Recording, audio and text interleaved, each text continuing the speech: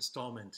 I need to keep an eye on the time here and keep it under 15 minutes because YouTube won't permit uploads longer than that. So forgive me if I rush. My intention is to say something about um, the fact that this novel is subjects us as it does to the perspective of Leo without any kind of break.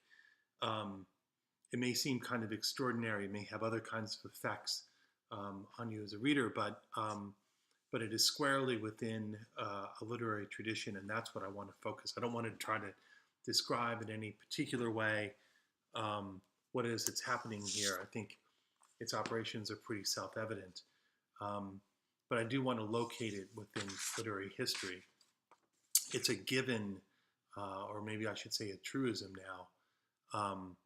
by now that modern literature, which is to say from 1790 roughly forward, is increasingly preoccupied with the operations of consciousness.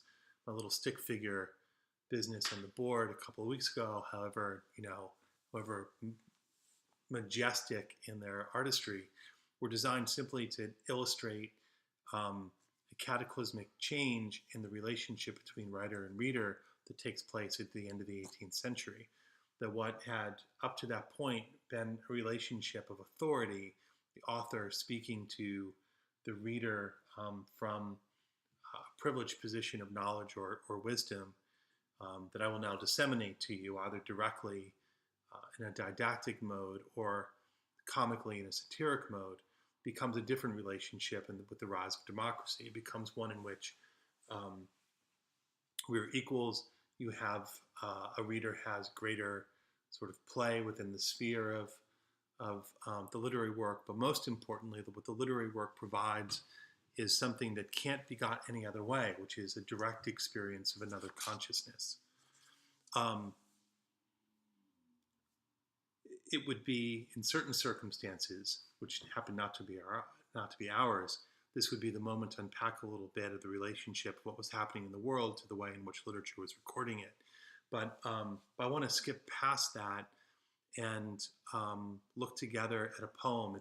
You will have seen it in the bottom of, typed into or pasted into the email that delivers these videos.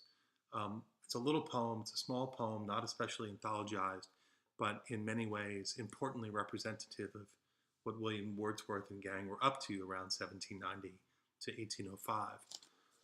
I'll read it here, and then I'll use the operations of this poem to talk about the larger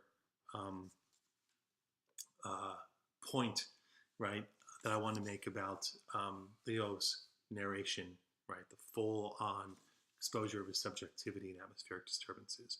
So the poem's called Old Man Traveling, and it reads, "The little hedgerow birds that peck along the road regard him not. He travels on, and in his face, his step, his gait, is one expression. Every limb, his look and bending figure, all bespeak a man who does not move with pain, but moves with thought. He is insensibly subdued to settled quiet. He is one by whom all effort seems forgotten. One to whom long patience has such mild composure given, that patience now does seem a thing of which he has no need. He is by nature led to peace so perfect, that the young behold with envy what the old man hardly feels. I asked him whither he was bound and what the object of his journey. He replied, 'Sir, I am going many miles to take a last leave of my son, a mariner, who from sea fight has been brought to Falmouth, and there is dying in a hospital.'" So the poem has two parts to it.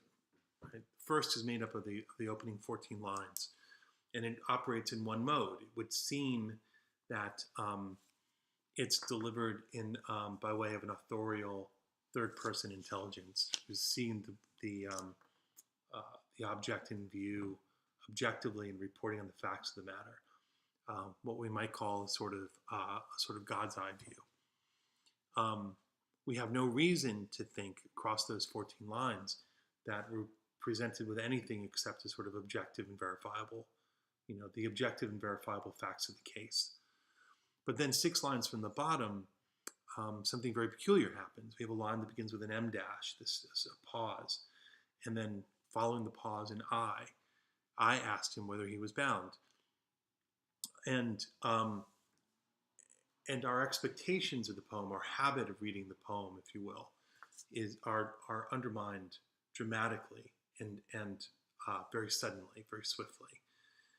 We've not been seeing the scene objectively. We've not gotten a God's eye view. We don't have the facts of the case as might be verifiable, but rather it's revealed to us that what we have is a first-person perceiver, a narrator, a man on the scene who is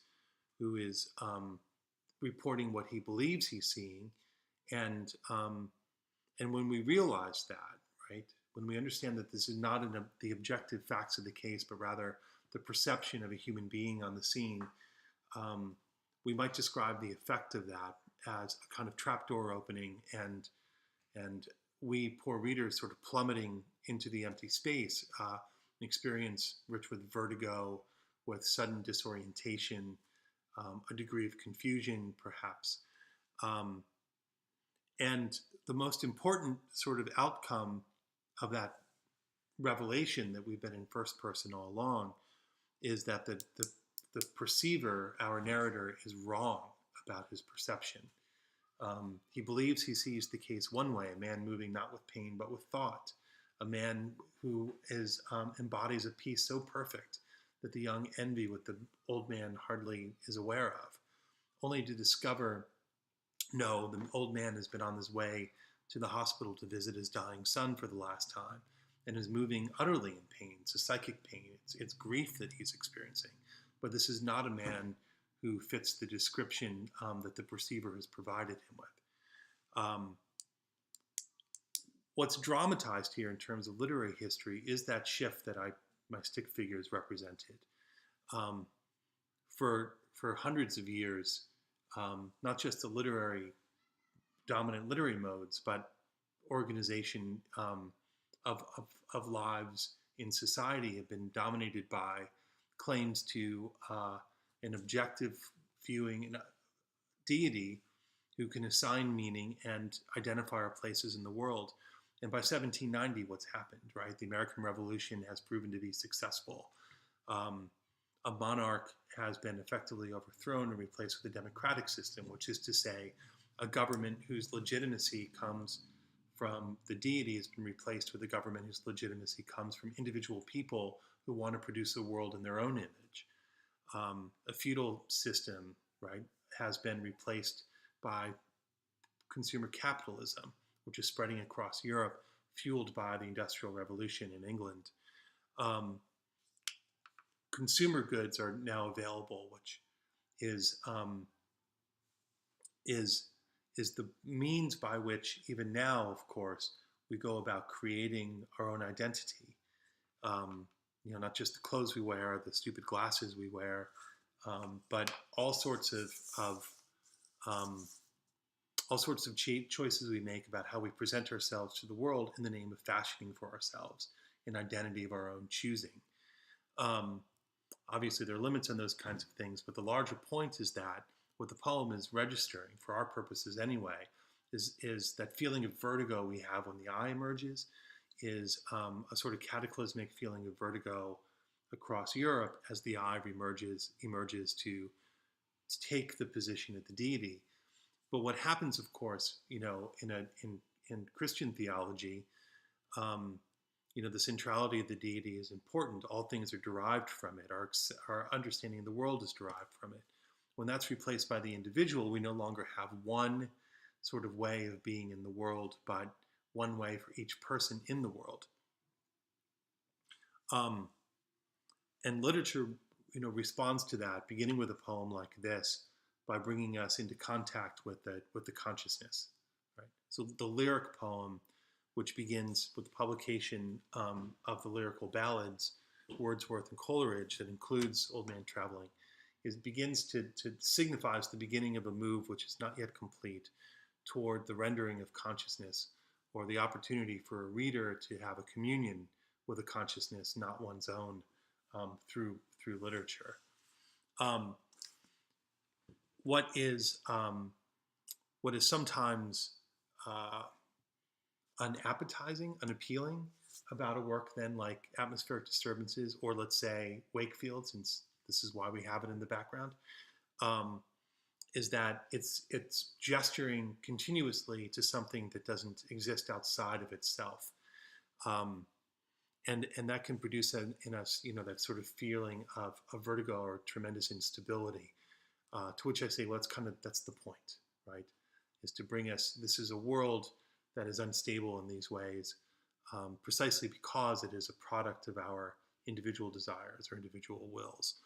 And what we have here in this case is Leo, and this marries to this secular allegorical mode in the way that I described at the end of the previous installment, that Leo perceives what is pretty common, right? Was pretty ordinary in the life of a long relationship, in extraordinary terms, right? He feels them as a cataclysmic, um, upheaval, and so he reports them as a cataclysmic upheaval.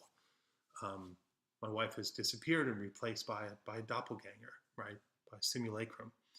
When in fact, no, my perspective hasn't caught up with some sort of, minute shift in this other person. Um, the adjustment hasn't taken place yet. Okay, I think I've gotten out of me all the things that have needed to get out of me.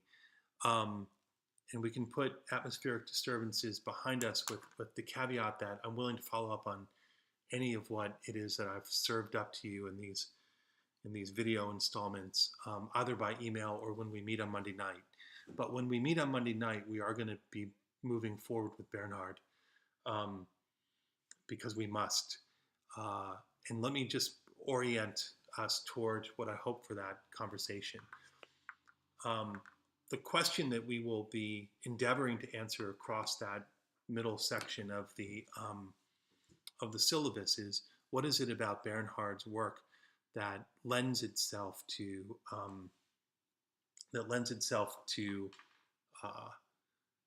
other writers and other cultures, in particular cultures, societies under duress. And we'll begin our conversation. In fact, we'll concentrate our conversation on Bernhard's surfaces.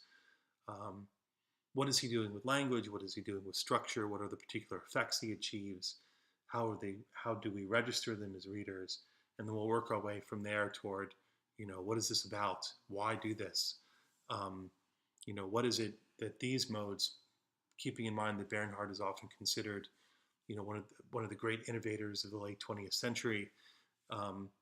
What are these innovations pointing us to? What are they doing that other modes cannot do? All right, I better get out of here before my 15-minute mark. Cheers. See you all on Monday.